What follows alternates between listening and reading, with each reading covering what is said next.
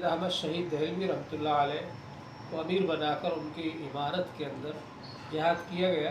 اور بالا کوٹ کے میدان میں ان حضرات کی شہادت ہوئی۔ حضرت سید احمد شہید رحمۃ اللہ علیہ، حضرت مولانا سید احمد شہید رحمۃ اللہ علیہ، مولانا عبدالحی بڑھانوی رحمۃ اللہ علیہ، یہ سب حضرات اس میں شریک تھے۔ اور صوبہ سرحد جو آج کل پاکستان میں ہے، وہاں ان حضرات نے اسلامی حکومت بھی قائم کر لی تھی، لیکن انگریزوں نے بڑی مکاری کے ساتھ ان کو لڑا دیا رنجیت سنگھ راجہ سے، جو سکھ تھے، اور اس کی وجہ سے ان کو شہید کر دیا گیا۔ اس کے بعد حاجی امداد اللہ مہاجر مکی رحمۃ اللہ علیہ کو امیر بنا کر حضرت مولانا قاسم صاحب نانوتوی رحمۃ اللہ علیہ، حضرت مولانا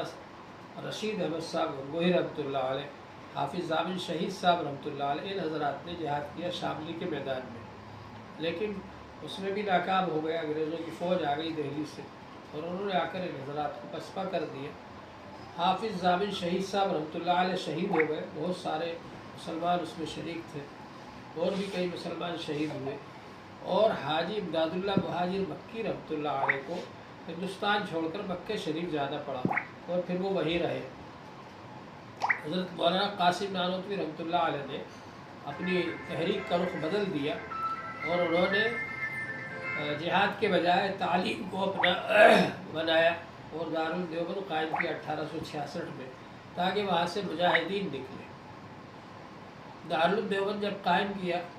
تو ایک استاد ایک شاگرد سے انار کے درخت کے نیچے چھتر مسجد میں مدرسہ شروع کیا گیا تھا۔ اس میں جو پڑھا رہے تھے ان کا نام بھی محمود تھا، ملا محمود، اور جو پڑھنے کے لیے آئے سب سے پہلے طالب علم، ان کا نام بھی محمود تھا، وہ بھی دیوبند کے تھے۔ بعد میں جا کر وہی طالب علم جو پہلے طالب علم تھے، وہی طالب علم بعد میں جا کر کے شیخ الہند بنے، دارالدیوبند کے ہیڈ ماسٹر صدر مدرس بنے، اور شیخ الحدیث بنے۔ اور پھر انہوں نے ریشمی رومال کے نام سے ایک تحریک چلائی۔ ریشمی رومال کے نام سے جو تحریک چلائی گئی ہندوستان کو آزاد کرنے کے لیے، وہ بڑے رازدارانہ طریقے پر چلائی گئی۔ ظاہراً دیکھنے میں ایسا لگتا تھا کہ ریشمی رومال ہے اور اس پر پھول بنے ہوئے، لیکن اس میں حضرت شیخ الہند کی طرف سے ہدایات ہوتی تھی کہ اب تم کو کیا کرنا ہے، تم کو کیا کرنا ہے۔ حضرت شیخ الہند رحمۃ اللہ علیہ کے شاگرد کیونکہ ساری دنیا میں تھے، اس لیے حضرت شیخ الہند رحمۃ اللہ علیہ نے اپنے سب شاگردوں کو انگریزوں کے خلاف جہاد کرنے پر آمادہ کیا، اور اس کے بعد میں انہوں نے ایسا پلان بنایا کہ ساری دنیا میں ایک ہی دن بغاوت ہو انگریزوں کے خلاف، اس کو وہ لوگ روک نہیں پائیں گے۔ چنانچہ اس کے لیے انہوں نے ایک آزاد حکومت بنائی، اور وہ آزاد حکومت افغانستان میں بنائی، کیونکہ افغانستان کے جو قاضی القضات تھے مولانا عبدالرزاق صاحب، وہ بھی حضرت شیخ الہند رحمۃ اللہ علیہ کے شاگرد تھے۔ یہاں سے حضرت مولانا عبید اللہ سندھی رحمۃ اللہ علیہ کو بھیجا، اور مولانا عزیر گل صاحب، اور اس طرح سے بہت سے حضرات یہاں سے گئے، اور مولانا عبدالرزاق صاحب کے گھر پر جو آزاد حکومت بنائی گئی، جلا وطن حکومت، ہندوستان کو آزاد کرانے کے لیے، اس کے پہلے صدر بنائے گئے راجہ مہندر پرتاپ سنگھ، اور پہلے وزیر اعظم بنائے گئے مولانا برکت اللہ بھوپالی۔ یہ سب حضرات حضرت شیخ الہند رحمۃ اللہ علیہ کی تحریک میں شامل تھے، اور وہ ریشمی رومال کی تحریک اتنے رازدارانہ طریقے پر چلائی گئی تھی کہ انگریزوں کو اس کی بھنک بھی نہیں لگ سکتی۔ جب مولانا عبید اللہ سندھی افغانستان پہنچے تو وہاں پہنچنے کے بعد میں انہوں نے عشاء کی نماز پڑھی ایک مسجد میں، اور وہاں رکے رہے تو دیکھا کہ ایک آدمی بیٹھا ہوا ہے، وہ جاتا نہیں، نماز بھی ہو گئی عشاء کی، سب لوگ چلے گئے، وہ آدمی بیٹھا ہوا ہے۔ جب سب چلے گئے تو اس آدمی نے حضرت مولانا عبید اللہ سندھی سے پوچھا کیا آپ کو شیخ الہند نے بھیجا ہے، کیا آپ ہندوستان سے آئے؟ تو مولانا چونک گئے، کیونکہ وہاں بھی انگریزوں کی حکومت تھی، تو چونک گئے وہ کہ اس کو کیسے پتہ چلا؟ تو انہوں نے کہا آپ کو کیسے پتہ چلا؟ تو انہوں نے کہا کہ میں 6 مہینے سے آپ کا انتظار کر رہا ہوں۔ حضرت شیخ الہند نے فرمایا تھا، نام نہیں بتایا، یہ فرمایا کہ میں جس آدمی کو بھیجوں گا اس کی پہچان یہ ہوگی کہ اس سب کے بعد تک سنت نفلیں پڑھتا رہے گا۔ تو بہرحال یہ کہ اس طرح سے رازدارہ طریقے پر انہوں نے چلایا تھا،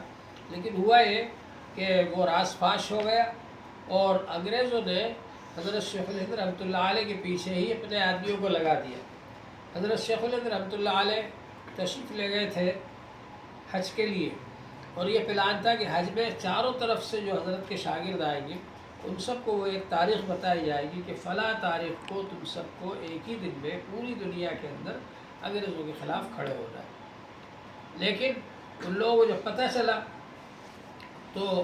مکہ شریف جو ترکی حکومت کے ماتحت تھا اور ترکی کا گورنر وہاں پر رہتا تھا،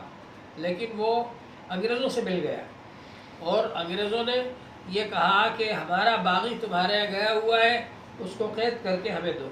چنانچہ حضرت شیخ الہند رحمۃ اللہ علیہ کو طائف میں گرفتار کر لیا گیا۔ حضرت مولانا حسین احمد مدنی رحمۃ اللہ علیہ جو 18 سال سے مدینہ شریف میں حدیث شریف پڑھا رہے تھے اور ان کے وہاں بہت شاگرد تھے، ان کو گرفتار کرنا آسان نہیں تھا، لیکن جب حضرت شیخ الہند رحمۃ اللہ علیہ کو گرفتار کیا تو انہوں نے خود گرفتاری دے دی، کہا جب میرے استاد کو گرفتار کر لیا میں بھی ان کے ساتھ رہوں، اور ان دونوں حضرات کو گرفتار کر کے کالا پانی کی سزا دی گئی، مالٹا کی جیل میں بند کر دیا گیا، جو بالکل دنیا سے کٹا ہوا علاقہ تھا، ایک سائڈ۔ تو وہاں پر 2.5 سال تک حضرت شیخ الہند رحمۃ اللہ علیہ قید رہے، اور ہندوستان بھر کے 5000 سے زیادہ علماء وہاں پر قید تھے، ان کو بڑی بڑی سخت سزائیں دی جاتی تھی۔ حضرت شیخ الہند رحمۃ اللہ علیہ کو بھی جب انتقال ہو گیا، غسل کے لیے کرتا اتارا گیا، تو ان کی پیٹھ پر نشانات تھے، جو ان کے ساتھ تھے وہاں پر انہوں نے بتلایا کہ انگریز لوگ لوہا گرم کر کے ان کی پیٹھ میں داغ لگاتے داغ دیتے تھے، اور یہ کہتے تھے کہ محمود حسن تم یہ کہہ دو کہ میں انگریزوں کے خلاف جنگ کرنے جہاد کرنے کا فتویٰ واپس لیتا ہوں۔ انہوں نے کہا نہیں، میں یہ نہیں کہہ سکتا، تو اس طرح سے ان کو تکلیفیں دیتے تھے۔ بہرحال ایک حضرت شیخ الہند رحمۃ اللہ علیہ جب 2.5 سال کے بعد چھوٹ کر آئے تو بمبئی میں ان کا استقبال کرنے والوں میں بہت سارے لوگ تھے، ان میں گاندھی جی بھی تھے۔ گاندھی جی اس وقت نئے نئے بیرسٹر بن کے آئے تھے لندن سے، اور نوجوان آدمی تھے، پیڈوشن پہنتے تھے۔ تو گاندھی جی کو دیکھا حضرت شیخ الہند رحمۃ اللہ علیہ نے یہ فرمایا ابھی تک ہم لوگ صرف مسلمان ہی انگریزوں کے خلاف جنگ کرتے رہے،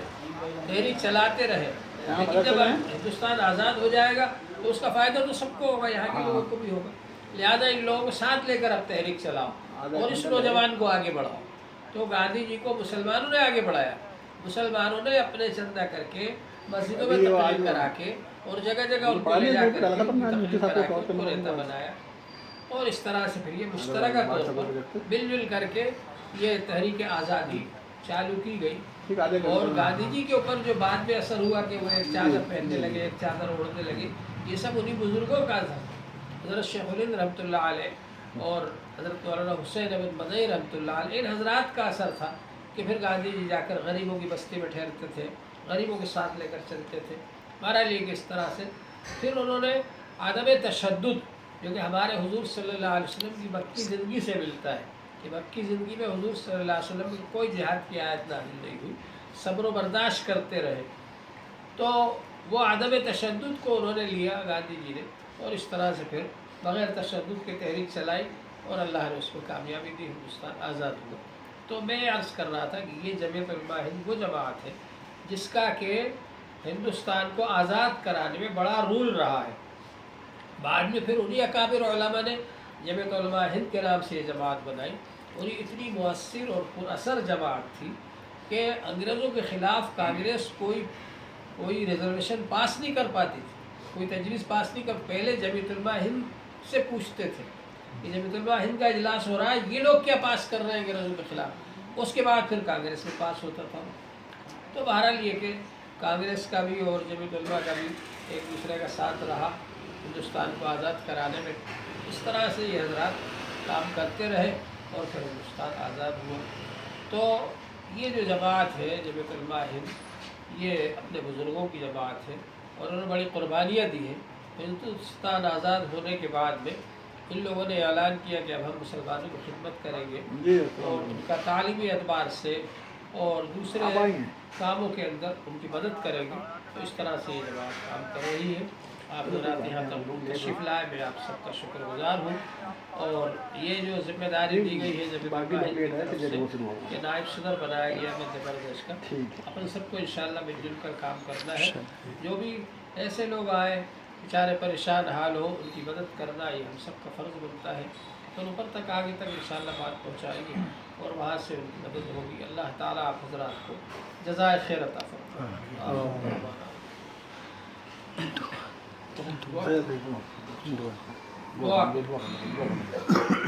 اللهم صل على سيدنا حبيبنا مولانا محمد وعلى آل سيدنا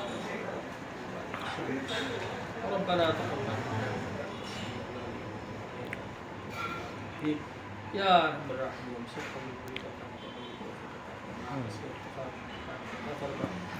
انظروا کی غروب و فی